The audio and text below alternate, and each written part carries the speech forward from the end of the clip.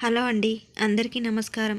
చిన్నప్పటి నుండి మహాలక్ష్మి వాళ్ళ ఇంటికి వెళ్ళే నేను మొదటిసారి వాళ్ళ ఇంటికి వెళ్ళడానికి కాస్త భయపడ్డాను.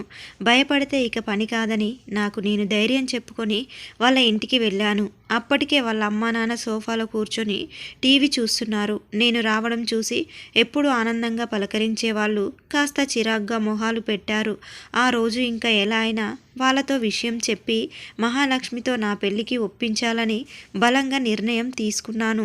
అంకుల్, నాకు మహాలక్ష్మి అంటే చాలా ఇష్టం. తను నేను ఒకే కంపెనీలో పనిచేస్తున్నాం.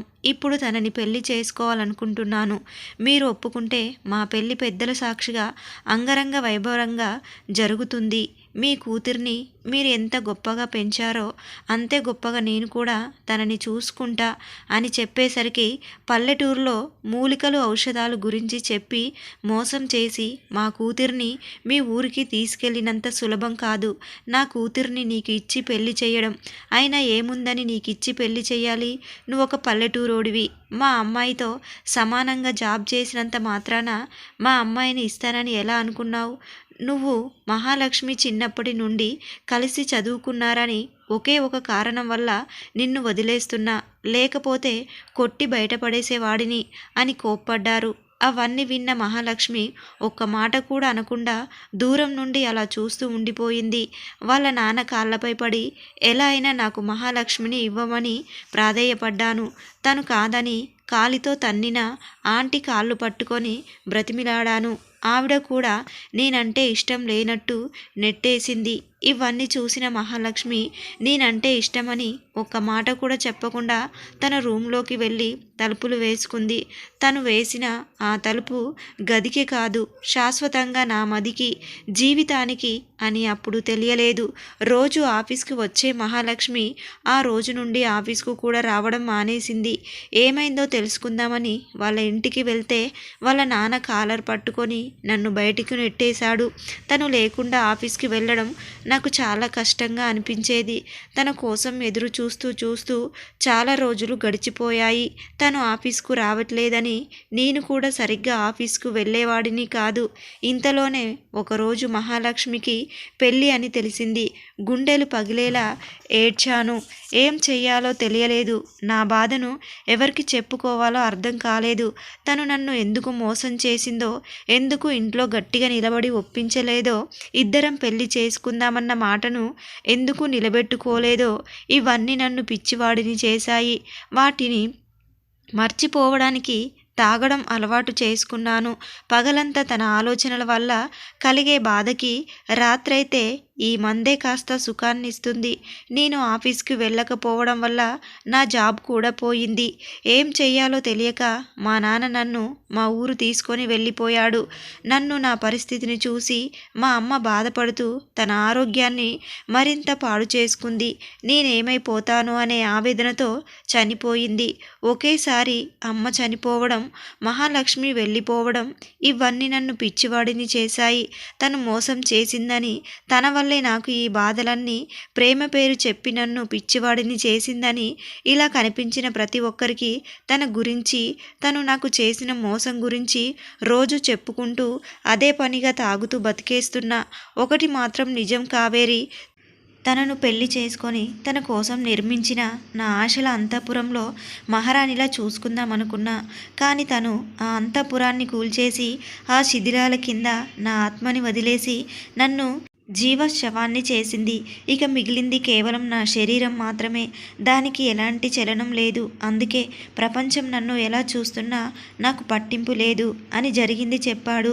తనలో తనే బాధపడుతున్న బావకు నేను ధైర్యం చెప్పి అక్కడ నుండి వెళ్ళి చాలా ఆలోచనలతో ముందు వరుసలో కూర్చొని రాధ పెళ్ళి చూస్తూ అసలు మహాలక్ష్మి ఎందుకు ఇలా చేసింది, తనతో ఇన్నాళ్ళు నేను ఎలా స్నేహం చేశాను అని నాలో నాకే సిగ్గుగా అనిపించింది. ఇలాంటి వాళ్ళ వల్లే సమాజంలో ఆడవాళ్ళంటే గౌరవం లేకుండా పోతుందని, ప్రేమ పేరు చెప్పి మోసం చేయడం సరికాదని నాలో నేనే అనుకున్నా.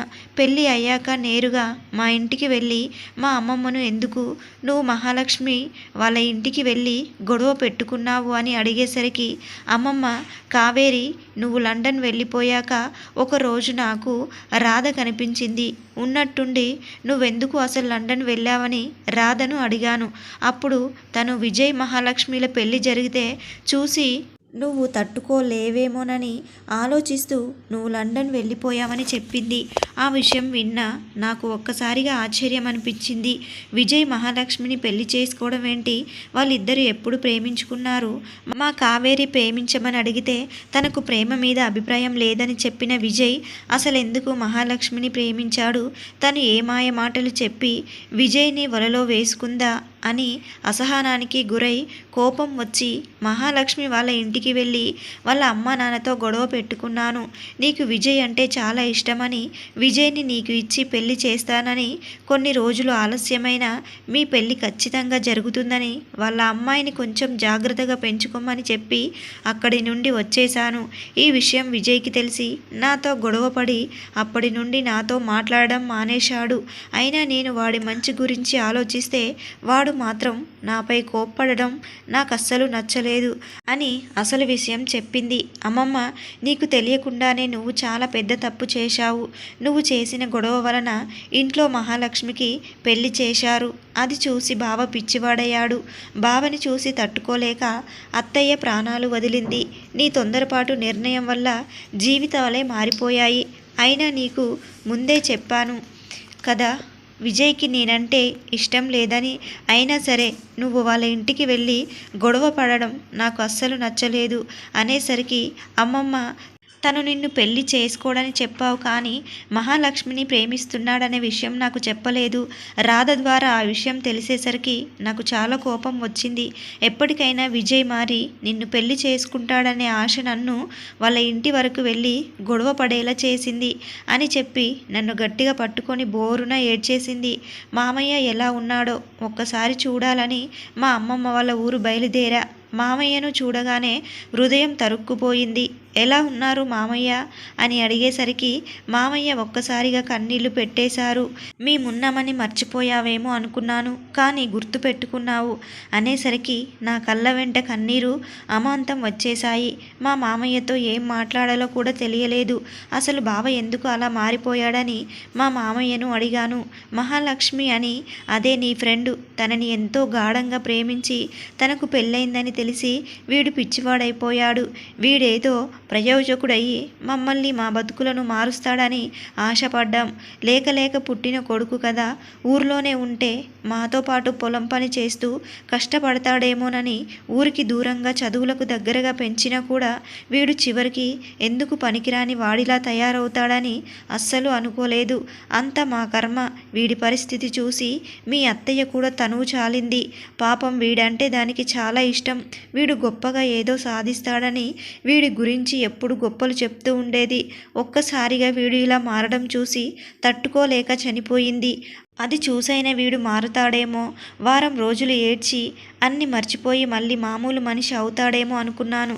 కానీ వీడి తాగుడు, వీడి తిరుగుడు చూస్తుంటే నేను ఎంతో కష్టపడి పండించిన పంట నేలపాలైనట్టు చేతికి అందొచ్చిన నా కొడుకు దేనికి పనికి రాకుండా పోయాడే అని దుఃఖం వస్తుంది.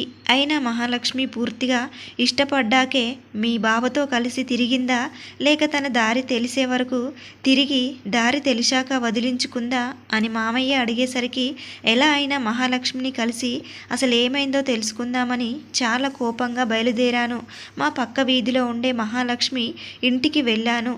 ఆంటీ నన్ను చూడగానే ఎలా ఉన్నావమ్మా, చూసి చాలా రోజులైంది, కనీసం మాతో మాటైనా చెప్పకుండా లండన్ వెళ్ళిపోయావని అడిగారు. బాగున్నాను ఆంటీ, మహాలక్ష్మి ఎక్కడ ఉంది, కనిపించడం లేదు అని అడిగాను. హో, నీకు తెలియదా, మహాలక్ష్మికి పెళ్ళైపోయింది. తను కూడా గాజువాకలోనే ఉంటుంది. మా అల్లుడు ఇక్కడే ప్రభుత్వ ఉద్యోగిగా పనిచేస్తున్నాడు అని చెప్పి, ఉండమ్మా, తన ఇంటి అడ్రస్ నీకు ఇస్తాను, వెళ్ళి తనతో మాట్లాడు అని చెప్పింది. నా మనసులో బహుశా గవర్నమెంట్ ఉద్యోగం ఉందని మహాలక్ష్మి తనని చేసుకొని ఉంటుంది అనుకొని మహాలక్ష్మి ఇంటి అడ్రస్ తీసుకొని అక్కడ నుంచి వాళ్ళ ఇంటికి బయలుదేరాను. మధ్యాహ్నం 2 గంటలకు తన ఇంటికి చేరుకున్నాను. చుట్టూ కాంపౌండ్ వాల్తో 150 చదరపు గజాలలో ఒక అందమైన ఇల్లు, గేటు తీసుకొని డోర్ దగ్గరికి వెళ్ళి కాలింగ్ బెల్ కొట్టాను. హడావిడిగా వస్తున్నా అని అరుస్తూ తలుపులు తీసింది మహాలక్ష్మి. నన్ను చూసి సంతోష ఆశ్చర్యాలతో తన ముఖం వెలిగిపోయింది. వెంటనే నా చెయ్యి పట్టుకొని లోపలికి తీసుకెళ్ళి, ఎలా ఉన్నావు కావేరి? ఎన్ని రోజులైంది నిన్ను చూసి? ఇన్ని రోజులకి గుర్తొచ్చామా? అయినా నా పెళ్ళికి వస్తాననుకున్నాను అని చెప్పేసరికి అప్పటి వరకు లోపల నేను దాచిన కోపాన్ని పెళ్ళి అనే మాట వినగానే తనపై విరుచుకుపడ్డాను. అయినా నువ్వు ఇలాంటి దానివని అనుకోలేదు. మా బావను ప్రేమించి ఆస్తి అంతస్తు ఉద్యోగం ఉందని వేరొకరిని పెళ్లి చేసుకున్నావు. ఇలా నీలాగా ప్రేమ పేరు చెప్పి అబ్బాయిల జీవితాలతో ఆడుకోవడం వల్లే ఆడపిల్లలకు ఈ సమాజంలో గౌరవం లేకుండా పోతుంది. మనం ఒకరిని ప్రేమించి వేరొకరిని పెళ్లి చేసుకొని ఆనందంగానే బ్రతికేస్తాం. కానీ వాళ్ళు మాత్రం మన కోసం పిచ్చివాళ్ళు అయిపోతున్నారు. అయినా నువ్వు అందరిలాంటి అమ్మాయివి కాదనుకున్నాను. కానీ నువ్వు కూడా అలాంటి దానివే అని నిరూపించావు. అసలు నిన్ను చూస్తుంటే నీతో ఇన్నాళ్ళు ఎలా స్నేహం చేశానా అని నాపై నాకే అసహ్యం వేస్తుంది. మహాలక్ష్మి ఇలా మాట్లాడుతున్నా నన్ను ఆపాలని ప్రయత్నిస్తుంది. కావేరి, అసలు ఏం జరిగిందో చెప్తాను విను అన్నా వినిపించుకోకుండా నేను మాట్లాడుతూనే ఉన్నా. నువ్వేమీ చెప్పనవసరం లేదు. మా బావ నీ గురించి అంతా చెప్పాడు. నువ్వేంటో, నీ ప్రేమ ఏంటో నాకు పూర్తిగా అర్థమైంది. కేవలం మా బావని ఒక ఆట బొమ్మలాగా వాడుకొని వదిలేశావు. తను మాత్రం నీ కోసం తన జీవితాన్ని వదిలేసుకున్నాడు. మా బావ పిచ్చివాడైపోవడానికి, తన జీవితం నాశనం చేసుకోవడానికి ప్రేమిస్తున్నట్టు నటించి నీ ప్రేమే కారణం. అయినా డబ్బే కావాలంటే నా ఆస్తి మొత్తం రాసిచ్చేదాన్ని అనేసరికి కావేరి అని గట్టిగా అరిచి, అసలు నీకేం తెలుసని నువ్వు మాట్లాడుతున్నావు అని తన గుండెల మీద ఉన్న విజయ్ పచ్చబొట్టును చూపించింది. మహాలక్ష్మి మాట్లాడడం మొదలుపెట్టింది.